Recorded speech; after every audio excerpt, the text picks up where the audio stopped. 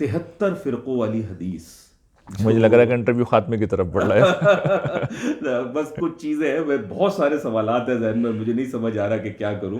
اور کتنا ٹائم ہو گیا ہوگا؟ میرے خیال میں گھنٹہ ہو رہا ہے جہاں گھنٹہ تک. ہو رہا ہے. اللہ اکبر. ریحان بھائی آپ سے گفتگو تو جو ہے نا، اور پتہ نہیں کتنے سوالات آپ ذہن کو میں خود سوچ آگے میں آ رہے انٹرویو دینے جانا ہے. ہیں. مجھے آج میرا بھی ایک چھوٹا سا انٹرویو ہے FM 105 پہ، تو ادھر میری روانگی ہے بالکل.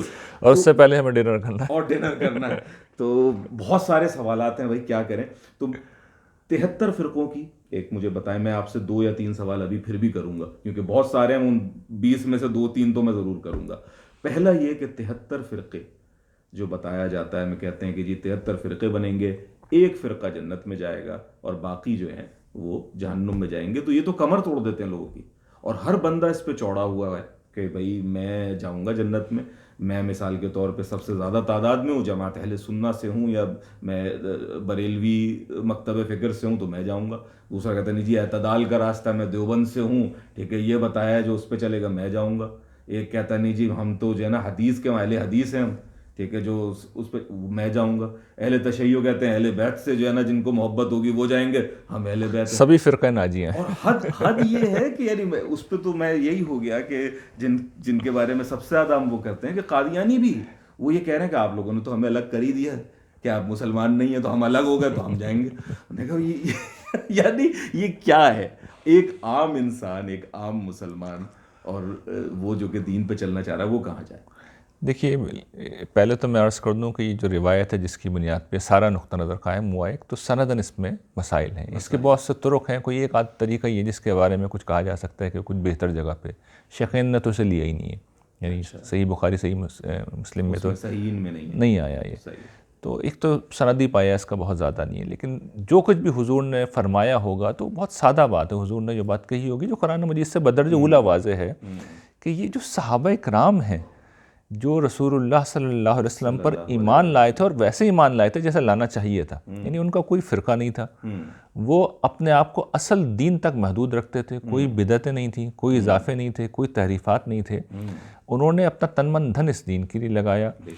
تو ان سے زیادہ راہ راست پہ کوئی نہیں ہو سکتا. ان کو اللہ تعالیٰ نے اپنی رضا کا بھی پروانہ دیا، ان کے راہ حق پہ ہونے کی بھی گواہی دی. تو حضور نے اگر کوئی بات کہی ہوگی کہ جس طرح سابقہ امتوں میں ہوا ہے کہ ہر دور میں یہ ہوتا تھا کہ رسول کے جو ابتدائی پیروکار ہوتے تھے وہ بالکل ٹھیک جگہ کھڑے ہوتے تھے، وقت کے ساتھ ساتھ ہمیشہ اضافے کرتے ہیں لوگ. تو حضور نے ان اضافوں پہ تنبیہ دلائی تھی، توجہ دلائی تھی اور متنبہ کیا تھا کہ دیکھو تم یہ سب کچھ کرو گے، اضافے جیسے ہی ہوتے ہیں تو فرقہ وجود میں آ جاتا ہے. اضافوں کی یہ خصوصیت ہوتی ہے. جیسے ہی دین اور نبوت کا پورا انسٹیٹیوشن، یہ بھی میں واضح کر دوں، وہ اضافوں کے خلاف جنگ کرنے آتا ہے، کیونکہ اصل دین تو بالکل سادہ ہوتا ہے. امتیں اضافہ کرتی ہیں، تو نیا نبی ان اضافوں کو ختم کرنے آتا ہے، تحریفات کو ختم کرنے آتا ہے. اب کسی نبی کو تو آنا نہیں ہے، وہ اللہ تعالیٰ نے قرآن مجید کی شکل میں اور سنت کی شکل میں محفوظ کر دیا. تو ہمیں صرف اس کی طرف لوٹنا ہوتا ہے. اس کا کامل نمونہ کون لوگ تھے؟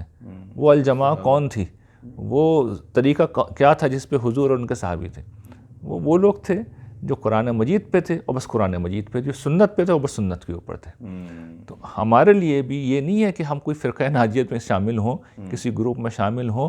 صحابہ کرام کا کوئی فرقہ نہیں تھا، اور ان کے دین میں کوئی اضافے نہیں تھے. اپنے نام کے ساتھ کسی فرقے کو جوڑ لینا، یہ بڑی ایک اپنے آپ کو غیر محفوظ جگہ پہ کھڑے کر دینے کے مترادف. آپ کا نام اللہ تعالیٰ نے رکھا ہے، ہوا مسلمان ہے، مسلمان رکھا اب ہے. آپ اس کے ساتھ جتنے بھی اضافی لاحقے لگاتے ہیں اور اس کے لیے آپ دلیلیں گھڑتے ہیں کہ اس جیسے کے لیے سندھی جواب دینا پنجابی ہوگا، ہوتے ہیں، جواب دینا ٹھیک ہوگا. ہے، اس کا الگ سے بتایا ہے کہ بھائی یہ قبائل جو بنائیں یہ کیوں ہیں، ٹھیک ہے. لیکن مذہب میں یا دین میں جب ہم بات کرتے ہیں، ہمارے لیے صرف ایک ہی شناخت ہے. عظیم بھی مسلمان ہے، ریحان یوسفی صاحب بھی، آپ کسی کو بھی سنتے ہیں، آپ ڈاکٹر اسرار صاحب کے ساتھ ہیں، آپ مفتی تقی عثمانی کے ساتھ ہیں، آپ جاوید احمد غامدی صاحب کے ساتھ ہیں، آپ ساحل ادیم صاحب کے ساتھ ہیں، کسی کے ساتھ بھی ہیں آپ، ٹھیک ہے، جن کے ساتھ بھی آپ ہیں، وہ سب صرف اپنی ایک شناخت ہوتی ہے کہ وہ مسلمان ہیں.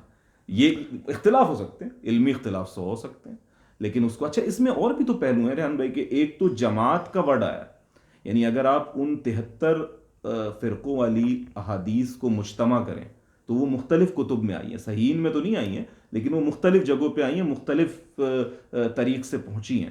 تو اس میں جو غالباً ابن ماجہ کے اندر الفاظ ہیں، اس کے اندر یہ بیان کیا گیا ہے کہ وہ جماعت ہوگی وہ صحابہ کرام کی طرف اشارہ ہے. یعنی یہ وہ لوگ ہیں جن کی شناخت یہی تھی کہ وہ رسول اللہ صلی اللہ علیہ وسلم کے بعد ایک جگہ پہ کھڑے رہے تھے، ان سے لوگ نکلے تھے.